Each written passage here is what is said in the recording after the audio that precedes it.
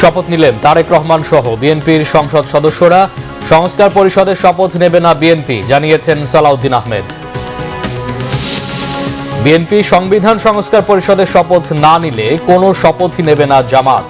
বৈঠকে বসেছে 11 দলীয় জোট।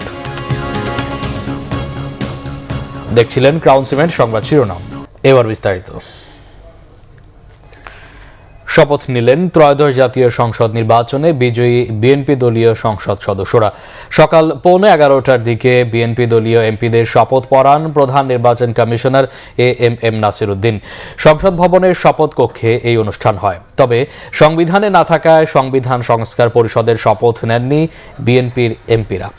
এর আগে সংসদ ভবন প্রাঙ্গণে পৌঁছেন নির্বাচিত সংসদ সদস্যরা।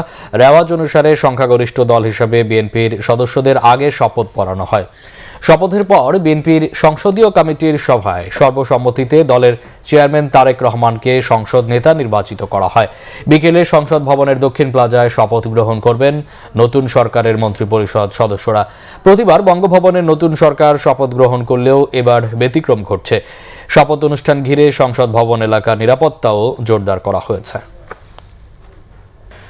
বিএনপির এমপিরা সংবিধান সংস্কার পরিষদের সদস্য হিসেবে শপথ না নিলে জামাত ইসলামীর সদস্যরা কোনো শপথই নেবে না, জানিয়েছেন দলটির নায়েবে আমির সৈয়দ আব্দুল্লাহ মোহাম্মদ তাহের।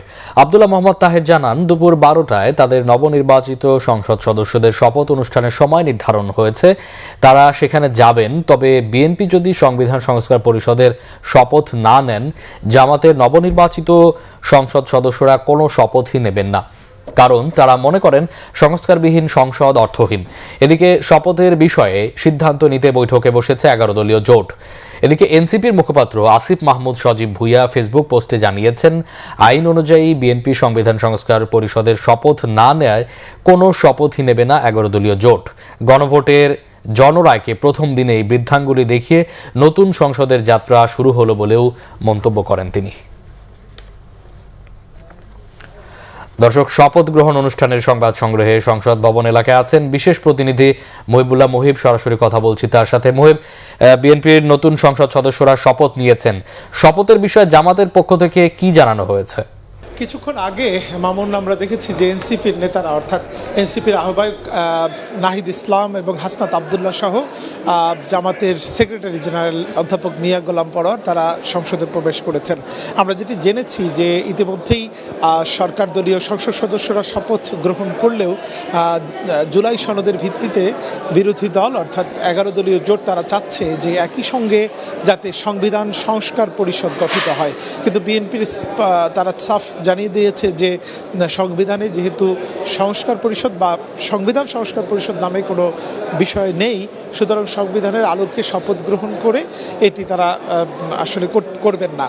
এবং একই সঙ্গে আমরা যেটি জেনেছি যে 11 দলীয় জোট তথা জামাত তারা জানিয়েছে যে সংস্কার কমিশন সংস্কার পরিষদ গঠন না করলে তারাও শপথ নেবেন কিনা সেটি ভেবে দেখবেন। আমরা যেটি শুনেছি জামাতের আমির ডাক্তার শফিকুর রহমান তিনি সংসদে প্রবেশ করেছেন এবং তিনি তারেক রহমান এবং বিএনপির যারা শীর্ষ নেতা রয়েছেন তাদের সঙ্গে মূলত এই বিষয়টি নিয়ে কথা বলার জন্যই তারা মূলত ঢুকেছেন। যদি এটির একটি সুরাহা হয় এবং তাদের প্রস্তাবনা একই সঙ্গে বিএনপি কী চায় বা কোনভাবে এই সংবিধান সংস্কার পরিষদ গঠন করতে চায় সেই বিষয়গুলো স্পষ্ট হওয়ার চেষ্টা করবেন। দুই দলের পক্ষ থেকেই কিন্তু ছাড় দেওয়ার মানসিকতা আমরা লক্ষ্য করছি, যেহেতু বিএনপির পক্ষ থেকে জানানো হচ্ছে সহসাই এটি হচ্ছে না এবং যে কারণেই শপথ নেওয়া হবে না এটি জানিয়েও কিন্তু তারা সংসদে এসেছেন শুধুমাত্র আলোচনার জন্য।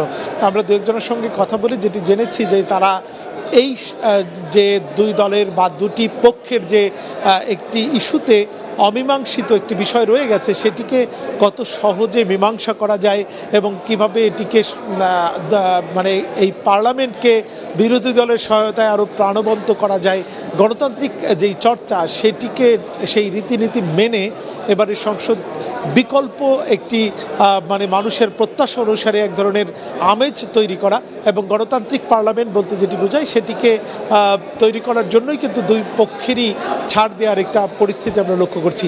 তবে এটি শেষ পর্যন্ত কোন দিকে গড়ায় বা কি হয় সেটি দেখার জন্য হয়তো আমাদের আরও কিছু সময় অপেক্ষা করার প্রয়োজন হতে পারে। তবে এটি এখন বলার বা খুব সহজেই বলাই যায় যে আজই অর্থাৎ জামাত জোট তারা কিন্তু এইবারের এই শপথ অনুষ্ঠানে অংশগ্রহণ করছেন না। বিকেলেই রয়েছে মন্ত্রীদের শপথ গ্রহণ অনুষ্ঠান, তারপরে হয়তো এটি সুরাহা হলে যে কোনো সময় তাদের জন্য সময় নির্ধারণ করে এই শপথ অনুষ্ঠান আয়োজন করা হতে পারে, এমনটি আমরা শুনেছি। মামুন। মহিবুল্লাহ, আপনি সেখানে থাকুন, প্রয়োজনে আবারও আপনার সাথে যোগাযোগ করব। অসংখ্য ধন্যবাদ আপনাকে। জুলাই গণঅভ্যুত্থানে সংগঠিত মানবতা বিরোধী অপরাধের মামলায় ওবায়দুল কাদের সহ কার্যক্রম নিষিদ্ধ আওয়ামী লীগ ও দলটির অঙ্গ সংগঠনের শীর্ষ 7 নেতার বিরুদ্ধে আনুষ্ঠানিক বিচার শুরু হচ্ছে আজ। প্রসিকিউশনের সূচনা বক্তব্য সহ হতে পারে সাক্ষ্য গ্রহণও।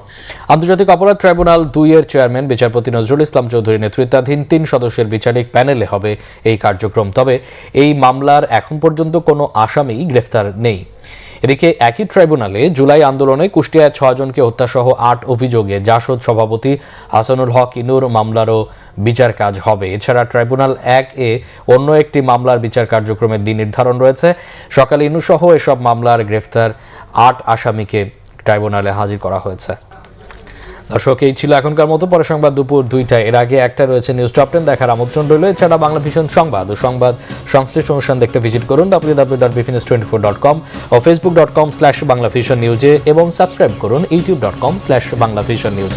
এতক্ষণ সাথে থাকায় অসংখ্য ধন্যবাদ।